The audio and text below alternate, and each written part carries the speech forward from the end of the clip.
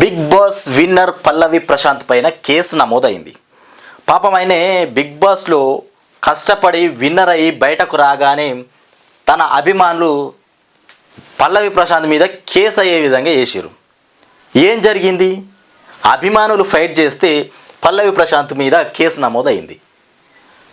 ఆయన గెలిచిందన్న ఆనందంలో, ఉత్సాహంలో అభిమానులు కేరింతలు కొట్టుకుంటూ మొత్తం మీద ఇక్కడ మనం చూస్తున్నామా, రన్నరప్ అమర్దీప్ అభిమానుల రన్నరప్ అమర్దీప్ అభిమానులు, ఇక్కడ పల్లవి ప్రశాంత్ అభిమానులు ఇద్దరు కూడా తోపులాట జరుపుకున్నారు. ఇక వాళ్ళు ఆ కొట్టుకోవడంలో అక్కడ ఉన్నటువంటి సిటీ బస్సులు ఏవైతే ఉన్నాయో 6 సిటీ బస్సుల పైన ధ్వంసం, అంటే ఆ రాళ్ళు రూవడంతో వాటిని కూడా వీళ్ళు ధ్వంసం చేసిరు. వీళ్ళ తోపులాటల సిటీ బస్సులను ధ్వంసం చేసినటువంటి పరిస్థితి. పల్లవి ప్రశాంత్ గెలుపొందినటువంటి సంతోషంలా అభిమానులే కేరింతలు కొడుతూ ఊగుతూ దుంకుతూ చివరికి వస్తే బస్సులను ధ్వంసం చేసిరు. అట్లనే కాకుండా ఇక్కడ పోలీస్ వెహికల్ని కూడా ధ్వంసం చేసిరట. బందోబస్తు కోసం వచ్చినటువంటి ఇక్కడ ఇక బెటాలియన్ బస్సు ఉంటుంది కదా, ఆ బెటాలియన్ బస్సును కూడా ధ్వంసం చేసినటువంటి పరిస్థితి చూడరు ఇక్కడ. ఇక బిగ్ బాస్ సీజన్ 7 విన్నర్ పల్లవి ప్రశాంత్పై జూబ్లీ హిల్స్ పోలీస్ స్టేషన్లో కేసు నమోదైంది. ఆదివారం అర్ధరాత్రి అన్నపూర్ణ స్టూడియోస్ వద్ద పల్లవి ప్రశాంత్, రన్నరప్ అమర్దీప్ అభిమానుల మధ్య గొడవ జరిగింది. ఇక ఇరు వర్గాలు రెచ్చిపోయి 6 సిటీ బస్సులపైన దాడి చేసి అద్దాలు పగలగొట్టారు. ఇరు వర్గాల మధ్య గొడవ జరగడంతో అక్కడ ఉన్నటువంటి 6 బస్సులను అద్దాలు ధ్వంసం చేసిర్రు.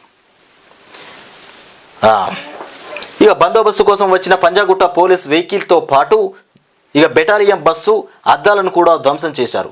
ఇక జూబ్లీ హిల్స్ చెక్ పోస్ట్ వద్ద హంగామా సృష్టించారు. ఇరు వర్గాల రాళ్ల దాడిలో పలు కార్ల అద్దాలు పగిలిపోయాయి. ఇక రన్నరప్గా నిలిచినటువంటి అమర్దీప్ కారుపై కూడా కొందరు దాడి చేశారు. ఇక పలువురు జర్నలిస్టులు గాయపడ్డారు.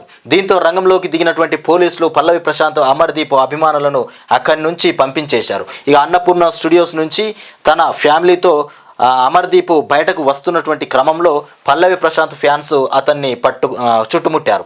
ఈ కారు ముందుకు వెళ్లకుండా అడ్డుకుని అద్దాలు పగలగొట్టాడు.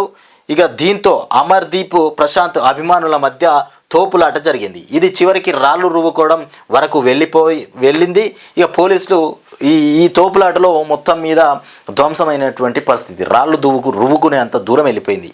ఇక పిచ్చి పిచ్చి చేష్టలు వేస్తే ఊరుకోమని చెప్తున్నటువంటి సజ్జనర్, పిచ్చి పిచ్చి చేష్టలు చేస్తే ఊరుకోమని చెప్తున్నటువంటి సజ్జనర్, అభిమానం పేరుతో పిచ్చి పిచ్చి చేష్టలు వేస్తే ఊరుకోమని ఆర్టీసీ ఎండీ సజ్జనర్ హెచ్చరించారు.